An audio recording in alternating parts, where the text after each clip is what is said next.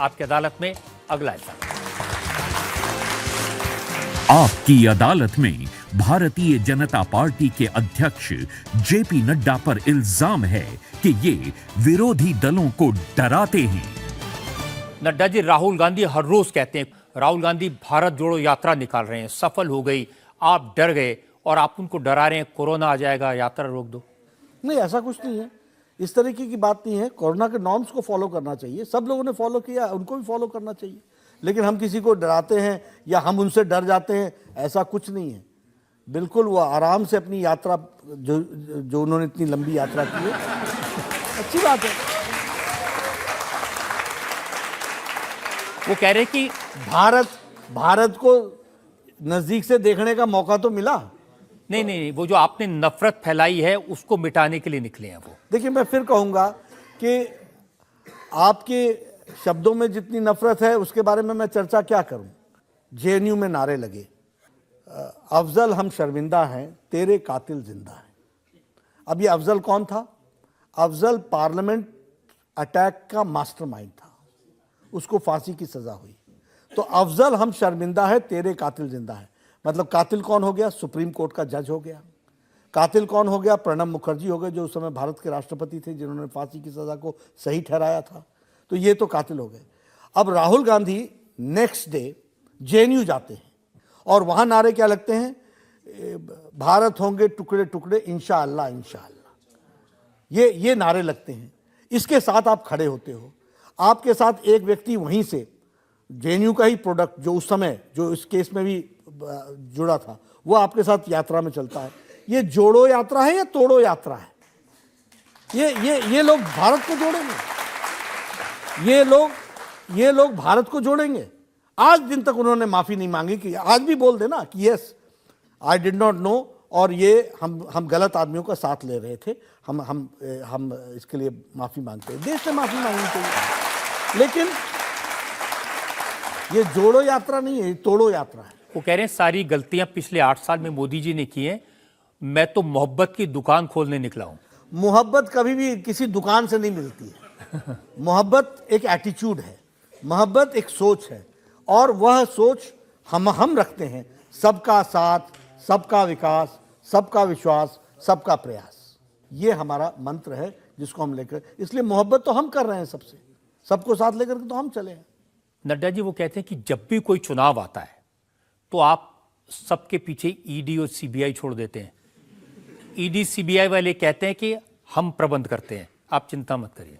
देखिए, मैं आपको बताता हूं कि यही कांग्रेस पार्टी के समय में कहा गया था ना कि ईडी और सीबीआई को पिंजरे में तोते को बंद करने के बराबर है। जिस तरीके की इनकी सोच है, इसी तरीके का इनको दिखता है, क्योंकि ये इस तरीके से एक्टिविटी करते रहे हैं। क्या ये इंडिपेंडेंट एजेंसीज हैं?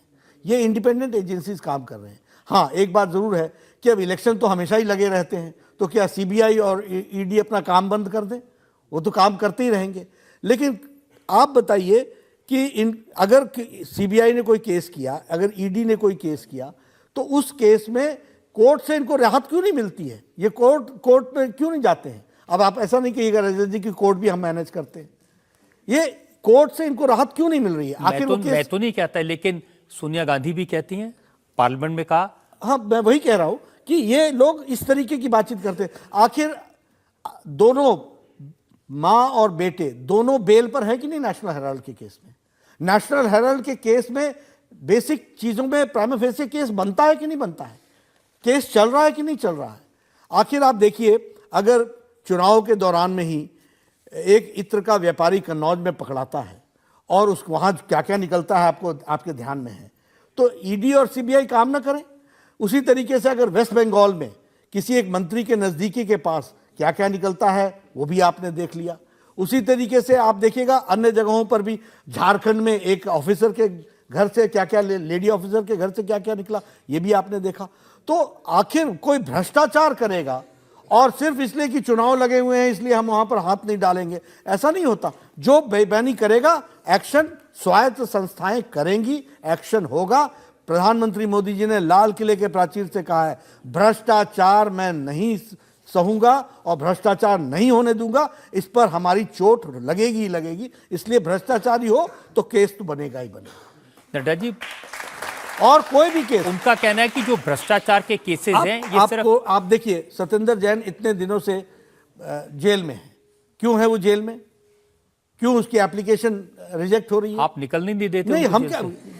वो कोर्ट में जाते हैं, कोर्ट उनको मना कर देता है। जब वो केस देखता है कि ये ऐसे ऐसे केसेस हैं, ऐसे ऐसे इल्जामात हैं, नहीं निकल सकते। अकेले वो थोड़ी है, देखिए महाराष्ट्र के लीडर्स के नाम हाँ, देखें। वो अनिल देशमुख है, और वो वो फरवरी से नवाब मलिक, संजय राउत बड़ी मुश्किल से बेल पर अभी बाहर आए हैं। जी। तो ये सब बताता है, और ये बताता है कि जो आपका विरोध करता है वो फिर जेल में जाता है, निकल भी नहीं पाता। नहीं, ये बताता ये है कि ये भ्रष्टाचारी हैं, और भ्रष्टाचार के साथ साथ ये समाज का, देश का पैसा लूटने का काम किया है। इसलिए कानून सख्त है और कानून इन पर एक्शन लेता है। सच तो ये है कि जितने भी लीडर हैं, सोनिया गांधी हैं, राहुल गांधी हैं, चिदम्बरम हैं, कांग्रेस के सारे लीडर बेल पर हैं जी। राज्यों में जितने मुख्यमंत्री हैं उनके आसपास के लोग जेल में हैं या बेल पर हैं, तो सिर्फ यही लोग पकड़े जाते हैं। इनकी एक्टिविटी ऐसी है ना, जैसे काम होगा वैसे ही होगा। अगर आपकी एक्टिविटी ऐसी है, आफ्टर ऑल आप देखिए आपके ऊपर केस फ्रेम क्यों होता है?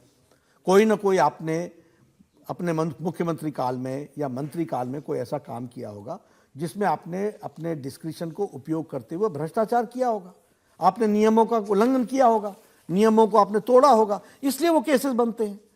और अगर आपको लगता है तो ये भारतीय जनता पार्टी पर आरोप लगाए, तो नहीं लगा पाते हैं। इसलिए नहीं लगा पाते हैं क्योंकि हम नियम से चलने वाले लोग हैं, हम शुचिता रखने वाले लोग हैं, हम पार्टी के दृष्टि से भी सारी चीजों को बहुत लेकिन एक बात बताऊं नड्डा जी, पब्लिक में ये इंप्रेशन जरूर पड़ा है कि जहां भी चुनाव होते हैं वहां सीबीआई, ईडी, आईटी, इन सब एजेंसीज का इस्तेमाल किया जाता है और नेताओं को डराया जाता है। नहीं, ऐसा नहीं है। चुनाव हर जगह हो रहे हैं, आईडी, ईडी, आईटी, ईडी, सब जगह सब लोग अपना अपना काम तो करते ही रहेंगे। और उस काम में आप एक बात बताइए कि कोई हमने ऐसा केस बनाया जो गलत साबित हुआ हो, कोई ऐसा केस बनाया हो जिसमें लोग जेल में नहीं गए हों, कोई ऐसा केस बनाया हो जिसमें उनको बेल नहीं लेनी पड़ी हो। तो फैक्चुअली चीजें अगर हैं तो एक बात तो है कि राजनीति में अगर आपने सरवाइव करना है तो आपको ठीक ढंग से रहना पड़ेगा, आपको ईमानदारी से काम करना पड़ेगा। आप इस तरीके की हरकत करेंगे तो कानून अपना काम करेगा ही करेगा और आपको जेल जाना ही पड़ेगा। जब आप पूछते हैं ना ये बेल पर हैं, आप पूछते हैं कि राहुल गांधी इस चीज को तो जवाब दें कि इतने केसेस क्यों उनकी पार्टी के लोग पर हो रहे हैं, तो ये कहते हैं कि भाई जेपी नड्डा कौन है तो पूछने वाले, क्या मेरे प्रोफेसर हैं कि मैं इनकी बातों का जवाब दूं? मैं प्रोफेसर नहीं हूं, लेकिन भारत का नागरिक तो हूं भाई। एक भारत के नागरिक के रूप में मैं पूछ रहा हूं कि आप बताइए, आज मैं इसी मन से पूछता हूं कि भाई ये बताओ, तुम दुनिया को ये बता दो कि आप और आपकी पूज्य माता जी किस बात के लिए बेल पर हैं, किस बात के लिए बेल पर हैं? राहुल गांधी का कहना है कि 70 साल में देश ने जो बनाया वो बीजेपी ने 8 साल में बर्बाद कर दिया।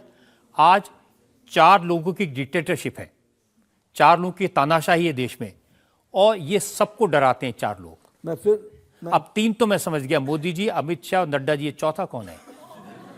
मैं नहीं जानता जी, लेकिन इसमें ये चारों ही नहीं है। हम किसी को न डराते हैं, ना हम किसी को इस तरीके से करते हैं, ना ही हम डिक्टेटर हैं।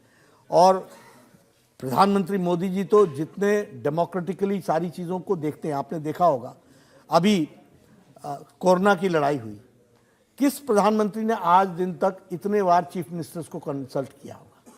उन्होंने सबको ऑन बोर्ड लिया। वो डोकलाम का विषय था, तब भी सभी चीफ मिनिस्टर्स के साथ बातचीत की थी। अभी G20 आया तो G20 की प्रेसिडेंसी ली, तो उसमें भी प्रधानमंत्री जी ने सभी मुख्यमंत्रियों को ऑन बोर्ड लिया, सबको साथ लेकर के चलते हैं। कुछ जनता के सवाल ले लेते हैं जी। सर, मेरा क्वेश्चन है, राहुल गांधी सर हमेशा बोलते रहते हैं कि मोदी चीन से डर गए, मोदी जी चीन से डर गए, तो इस पर आप क्या कहना चाहते हैं? प्रधानमंत्री जी ने बड़े स्पष्ट शब्दों में कहा है, न आंख उठा करके बात करेंगे, न आंख झुका करके बात करेंगे, आंखों में आंखें डाल करके बात करेंगे।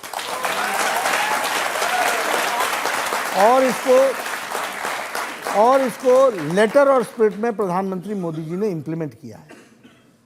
आपने वीडियोस भी देखे होंगे, बाकी सब भी देखे होंगे। यह ज़रूर है कि एक जिम्मेदार पॉलिटिकल पार्टी के अध्यक्ष होने के नाते जो अंतर्राष्ट्रीय विषयों के में हमारे बोलने की एक सीमा होती है जिसको हमको ध्यान में देखिए, मैं रखना एग्जैक्टली बताता हूं राहुल गांधी ने क्या कहा था। चीन से डरते हैं, जनता से सच छुपाते हैं, सिर्फ अपनी छवि बचाते हैं, सेना का मनोबल गिराते हैं। सेना का मनोबल जितना रजत जी राहुल गांधी ने गिराया, सर्जिकल स्ट्राइक पर प्रश्न किसने पूछा, बालाकोट के ऑपरेशन पर किसने प्रश्न पूछा, और उन्होंने क्या शब्द इस्तेमाल किए कि हमारे फौज की पिटाई हुई। ये शब्दों का प्रयोग कौन करता है, ये फौज का मनोबल कौन गिराता है, ये फौज के प्रति दुर्भावना कौन रखता है, ये राहुल गांधी रखते हैं। जहाँ तक प्रधानमंत्री मोदी जी का सवाल है, हम ये दावे के साथ कह सकते हैं कि उनके नेतृत्व में देश के बॉर्डर सुरक्षित हैं और हमारे सैनिक वीर जवान वहाँ तैनात हैं और पूरी ताकत के साथ, मुस्तैदी के साथ अपने बॉर्डर्स की रक्षा कर रहे हैं। आज हमने सवाल पूछे, इल्जाम लगाए, सफाई मांगी भारतीय जनता पार्टी के राष्ट्रीय अध्यक्ष जगत प्रकाश नड्डा से। आपकी अदालत में वक्त है आज के जज डॉक्टर वेद प्रताप वैद्य के फैसले का। आज की अदालत के वकील श्री रजत शर्मा जी ने बहुत सख्त सवाल पूछे, लेकिन श्री जगत प्रकाश जी नड्डा ने उन सब के जवाब इतने अच्छे ढंग से दिए हैं कि आप लोगों ने तालियां बजाई। मैं बहुत आनंदित हूं कि आज उन्होंने जिन प्रश्नों के जवाब दिए हैं उन जवाबों से भारत का लोकतंत्र मजबूत होता है। उन्होंने मर्यादा का पूरा पालन किया है।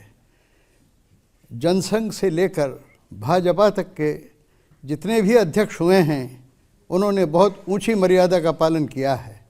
उस मर्यादा को आगे बढ़ाने का काम श्री जगत प्रकाश नड्डा कर रहे हैं। मैं उनको बधाई देता हूं और उन्हें आज सारे आरोपों से मुक्त करता हूं।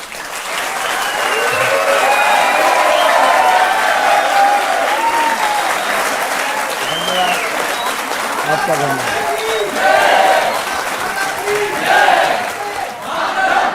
इस उम्मीद के साथ और विश्वास के साथ कि जेपी नड्डा इसी तरह से जन सेवा के काम में लगे रहेंगे, आज का मुकदमा यहीं खत्म करते हैं। अगले सप्ताह मिलेंगे आपकी अदालत में एक नई शख्सियत के साथ, एक नई पर्सनैलिटी के साथ। तब तक के लिए नमस्कार।